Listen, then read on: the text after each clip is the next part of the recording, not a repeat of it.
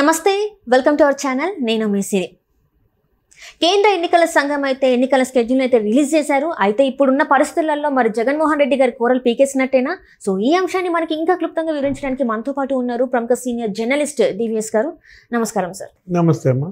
Sir, ఇప్పుడు చూస్తున్నట్టయితే ఎన్నికల షెడ్యూల్ అయితే మనకు వచ్చేసింది. సో ఎన్నికలు ఎప్పుడు ఏంటి అనేది కూడా మనకు తెలిసిపోయింది. కానీ ఇప్పుడు ఉన్న పరిస్థితుల్లో మరి జగన్మోహన్ రెడ్డి గారి పరిస్థితి ఏంటి, ఎలా ఉండబోతుంది? ఆంధ్రప్రదేశ్ ప్రజలకు స్వాతంత్రం వచ్చినట్టుగా ఏది దేశానికి స్వాతంత్రం వచ్చింది ఆగస్టు 15 అయితే ఆంధ్రప్రదేశ్కి ఇప్పుడు స్వాతంత్రం జగన్మోహన్ రెడ్డి పాలన నుంచి మార్చి 16 వచ్చిందా? ఇవాళ నీకు కేంద్ర ఎన్నికల సంఘం ప్రధాన కమిషనర్ రాజీవ్ కుమార్ ఎప్పుడైతే షెడ్యూల్ ప్రకటించారో ఫలానా మే 13 ఆంధ్రప్రదేశ్ ఎన్నిక అన్నాడో దగ్గర ఇవాళ నుంచి ఇక నీకు కోడ్ అమల్లోకి వచ్చేసిన దీంట్లో ఏం జరుగుతోంది? జగన్మోహన్ రెడ్డికి ఆపద్ధర్మ ముఖ్యమంత్రి అయిపోయాడు. ఇక ఎవరు అక్కడ జగన్ మాట వినే పరిస్థితి ఉండదు. ఏది ఇక జగన్ చేతిలో పెత్తనం లేదన్నమాట. ఇక పోలీస్ కానీ ప్రభుత్వ ఉద్యోగులు కానీ రెవెన్యూ అందరూ కూడా ఇక జగన్మోహన్ రెడ్డి వైఎస్ఆర్ కాంగ్రెస్ పార్టీకి భయపడాల్సిన పరిస్థితి లేదు. స్వేచ్ఛగా నిర్భీతిగా అధికారులు వాళ్ళ విధులను నిర్వర్తిస్తారు. వీళ్ళందరూ కూడా ఇప్పుడు ఎవరి కంట్రోల్లోకి వచ్చేస్తారు? సిఈసి కంట్రోల్లోకి వెళ్ళిపోతారు. ఇక్కడ బాస్ ముఖ్యమంత్రి కాదు, జగన్మోహన్ రెడ్డి కాదు. ఇక్కడ boss election commissioner. Total powers ఇవాళ ఎన్నికల కమిషనర్ చేతుల్లోకి వెళ్ళిపోయాయి. అంటే తెలుగుదేశం పార్టీ ఊపిరి పీల్చుకుందా? ఏదో సినిమాలో మాహిష్మతి ఊపిరి పీల్చుకో అని చెప్పేసి బాహుబలి సినిమాలో డైలాగ్ సార్ ఇది. సో ఇప్పుడు ఆంధ్రప్రదేశ్ ఊపిరి పీల్చుకుంటుందా లేకపోతే ఆంధ్రప్రదేశ్ ఊపిరి పీల్చుకో అదే కూడా అన్నట్టున్నారు. వాళ్ళేదో ఆ మాగుంట శ్రీనివాసులు రెడ్డి వాళ్ళందరూ జాయినింగ్స్ లో ఆయన మాట్లాడుతున్నాడు. చంద్రబాబు స్పీచ్ ఇస్తున్న మధ్యలో ఇది వచ్చింది. ఎవరో కాగితం రాసి పంపించినట్టున్నారు. అది చూడంగానే ఆయన నవ్వుకున్నాడు అనమాట. నవ్వుకుని ఇదే నువ్వు అన్నదే అన్నాడు. ఏమని? ఆంధ్రప్రదేశ్ ప్రజలారా ఇక ఊపిరి పీల్చుకోండి. తెలుగుదేశం, జనసేన, బీజేపీ, కమ్యూనిస్ట్ కార్యకర్తలారా ఊపిరి పీల్చుకోండి. ప్రజా సంఘాలారా, ఉద్యోగ సంఘాలారా ఇక మీ పైన తప్పుడు కేసులు ఉండవు, అక్రమ నిర్బంధాలు ఉండవు, జైళ్ళకి వెళ్ళాల్సిన పని లేదు. స్వేచ్ఛగా మీరు మీ పనులు చేసుకోవచ్చు. మీరు ఎంచుకున్న పార్టీలో పనిచేయచ్చు, మీరు ఎంచుకున్న జెండా ఎత్తచ్చు అంటూ ఆయన మాట్లాడిన మాటలు చూస్తుంటే జగన్మోహన్ రెడ్డి గత 5 ఏళ్ల అణచివేత మన కళ్ళ ముందు కనపడతారు. వైఎస్ఆర్ కాంగ్రెస్ పార్టీ 5 ఏళ్ల పాలనలో అక్రమ నిర్బంధాలు కళ్ళ ముందు కనపడుతున్నాయి. అమాయకుల్ని, ఎటువంటి తప్పు చేయనటువంటి వాళ్ళని కేవలం తెలుగుదేశం మద్దతుదారులనో జనసేన మద్దతుదారులనో ఆ ఒక కక్ష పెట్టుకుని వాళ్ళ భూములు కబ్జా చేయటం, వాళ్ళ తోటలు నరికివేయటం, వాళ్ళ ఇళ్ళు తగలబెట్టడం, కూల్చేయడం, మామూలు విధ్వంసం జరగలేదు. 5 ఏళ్ల జగన్మోహన్ రెడ్డి పరిపాలనలో గ్రామ బహిష్కారాలు జరిగాయి. పల్నాడులో ఆత్మకూరు, ఆ పిన్నెల్లి, ఆ గ్రామాల్లో ఆ ముస్లిమ్స్, బీసీలను ఊళ్ళ నుంచి బహిష్కరించారు. వాళ్ళు పొలాలు వదిలేసి, ఇళ్ళు వదిలేసి ఎక్కడెక్కడో పొరుగు గ్రామాల్లో తలదాచుకునే పరిస్థితి అన్నమాట. ఇప్పటంలో 52 ఇళ్ళు కూల్చేశారు. ఏంటి వాళ్ళు చేసిన పాపం, ఏంటి వాళ్ళు చేసిన నేరం? జనసేన ప్లీనరీ అక్కడ జరిగింది. ఆ ప్లీనరీకి కార్ పార్కింగ్ వాటికి 52 ఎకరాలు ఇచ్చారంట. 52 ఎకరాలు ఇచ్చారు కాబట్టి 52 ఇళ్ళు కూల్చివేతగా జరిగింది. అంటే ఎంత శాడిజం! ఎలా చూడాలి దీన్ని? ఇప్పుడు మీరు అడిగినా ఇస్తారు, వాళ్ళు అడిగినా ఇస్తారు. అది వాళ్ళ పార్టీ అనే ప్రేమతో ఇచ్చుంటారు. ఇప్పుడు ఇవాళ సిద్ధం సభలు జరపట్లేదా?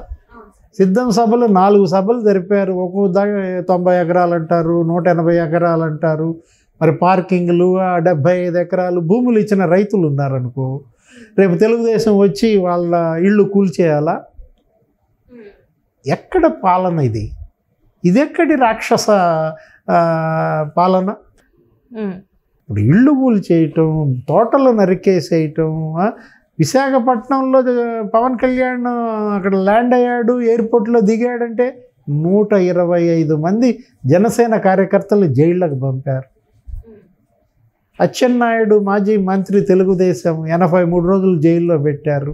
కొల్లు రవీంద్ర 56 రోజులు జైల్లో పెట్టారు.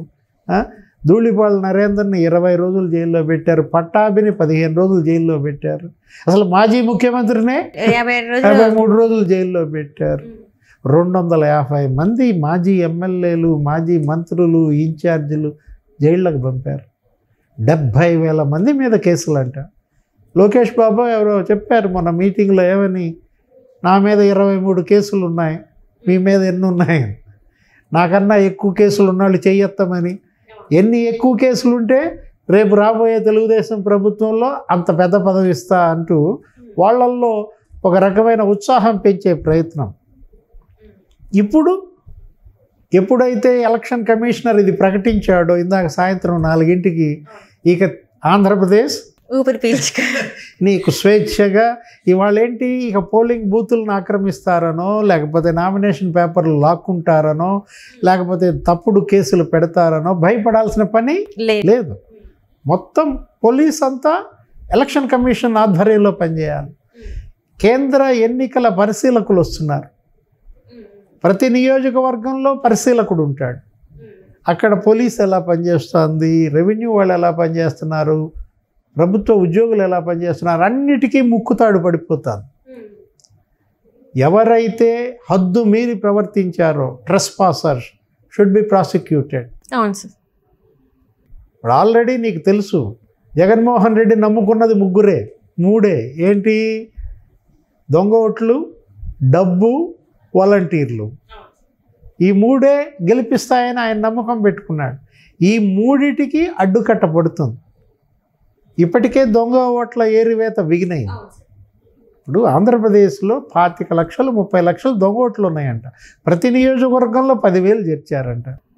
అసలు దేశంలో ఏ రాష్ట్రంలో అయినా ఓటు ఐడెంటిటీ కార్డుకి ఫేక్ చూసావా? డూప్లికేట్ ఓటు కార్డు నువ్వు ఎరుగా? లేదు సార్. మామూలుగా ఏంటంటే ఏటీఎం కార్డులు కూడా దొంగ కార్డులు వచ్చాయి. ఏటీఎం కార్డులు ఆధార్కి దొంగ పుట్టించారు. ఇట్లా ఫేక్ కరెన్సీ నీకు తెలుసు, దొంగ నోట్లు తెలుసు సార్. అలాంటిది ఏపీలో జగన్మోహన్ రెడ్డి పాలనలో ఏం జరిగింది, ఓటు ఐడి కార్డులు కూడా ఫేక్ వచ్చేసినాయి. తిరుపతి ఎలక్షన్లో 35,000 దొంగ ఓటు కార్డులు పుట్టించారంటే, అంటే గెలుపు కోసం జగన్మోహన్ రెడ్డి చెయ్యని కుట్ర ఉండదు, పన్నని కుతంత్రం ఉండదు, దాడులు, దౌర్జన్యాలు, డబ్బు వెదజల్లుతాడు కదా. ఇప్పుడు ఆల్రెడీ పంచుతున్నాడు కదా. నిన్న కూడా విడుదల రజనీ పంచిందంట. అవును సార్. చీరల పాస్టర్లందరికీ కొత్త ప్యాంట్లు, కొత్త డ్రెస్సులు, చర్చిలో వాళ్ళకి, ఆ చర్చిలో పనిచేసే మహిళలకి చీరలు, రోజా అందరు పంచుతున్నారులే. అటు బట్టలు, ఇటు క్యాష్ కవర్లో పెట్టి 5,000 ఇచ్చి ఇది అడ్వాన్స్ మాత్రమే, మళ్ళీ తర్వాత ఇస్తాం. కుక్కర్లు, తెలుగుదేశం వాళ్ళు ఎక్కడో మరి వేరే చోట వీళ్ళు పంచుతున్నారు కదా, మేమెందుకు పంచకూడదని వాళ్ళు ఏదో 2 లారీలు తెస్తే అవి పోలీసు పట్టుకుందంట. ఇప్పుడు ఇక ఇవాళ నుంచి అలాంటి పని చేయం. ఏది నిష్పక్షపాతంగా పనిచేయాలి. వైఎస్ఆర్ కాంగ్రెస్ పార్టీ ఎంతో మీకు తెలుగుదేశం అంతే, జనసేన అంతే. అందరికీ చట్టం ఒకే విధంగా అమలు చేయాలి అంతే తప్ప, ఇప్పుడు ఆల్రెడీ జగన్మోహన్ రెడ్డి ఓడిపోతున్నాడు అనేది ప్రజల్లోకి బలంగా వెళ్ళింది. అభ్యర్థులే దొరకని పరిస్థితి, సొంత చెల్లెళ్ళే అన్న పార్టీని ఓడించమని కోరుతున్నారు. ఇలాంటి పరిస్థితుల్లో జగన్మోహన్ రెడ్డి ఓడిపోతున్నాడని తెలిసి ఏ అధికారైనా మరి జగన్కి సపోర్ట్గా నిలుస్తారా? ఏ పోలీస్ ఆఫీసర్ అయినా ఓడేవాడికి సపోర్ట్ చేస్తే ఏమవుద్ది? రేపు చంద్రబాబు ముఖ్యమంత్రి అయినప్పుడు ఈ పోస్ట్ ఉంటుందా? లూప్ లైన్లోకి వెళ్తారు కదా. కాబట్టి ఎస్ఐలు, సిఐలు, డిఎస్పీలు, ఎస్పీలు అందరికీ కూడా తత్వం బోధపడింది అనమాట. వాళ్ళ హద్దుల్లో వాళ్ళు ఉండాలా, వాళ్ళ విధులకు త్రికరణ శుద్ధితో న్యాయం చేయాలా, వాళ్ళే ఇవాళ సర్వైవ్ అవుతారు. ఈ 40 రోజులు, రేపు ఎన్నో తారీఖు ఎలక్షన్? మే 13. ఇప్పుడు స్వేచ్ఛగా ఊపిరి పీల్చుకున్నారు. మహిష్మతి ఊపిరి పీల్చుకోని మే 13 అసలు విముక్తి. ఏది? వైసీపీ విముక్త ఆంధ్రప్రదేశ్ అనేటటువంటి కళ నెరవేరే రోజు నీకు ఎప్పుడనమాట? మే 13. పవన్ కళ్యాణ్ నినాదం వైసీపీ విముక్త ఆంధ్రప్రదేశ్ అనేది వాళ్ళ తెలుగుదేశం స్లోగన్గా మారింది, బీజేపీ స్లోగన్గా మారింది. తెలుగుదేశం జనసేన బీజేపీ అలయన్స్ రేపు సభ ఏది? ప్రజాగళం చిలకలూరుపేట సభకి ప్రధాని మోడీ వస్తున్నారు. ఒకే వేదికపై మోడీ, బాబు, పవన్ ఈ ముగ్గురు స్క్రీన్ మీద కనపడతారు. ఇవాళేమో కేంద్ర ఎన్నికల కమిషనర్ షెడ్యూల్ ప్రకటించాడనేటటువంటి ఉత్సాహం, స్వేచ్ఛ, ఊపిరి. రేపు ప్రధాని మోడీ వస్తున్నాడు కాబట్టి ఒక భరోసా, ఒక నమ్మకం, ఒక విశ్వాసం. వీటన్నిటిని తట్టుకొని మరి జగన్మోహన్ రెడ్డి నీలి కేయులు మరి ఏ దాడులు చేస్తారో, ఏ దౌర్జన్యాలు చేస్తారో, కేంద్ర ఎన్నికల సంఘం, కేంద్ర ప్రభుత్వం, మోడీ, షా వాటిని ఎలా కంట్రోల్ చేస్తారో చూద్దాం. చూడాలి sir. Right sir, right. Thank you so much sir. నమస్తే.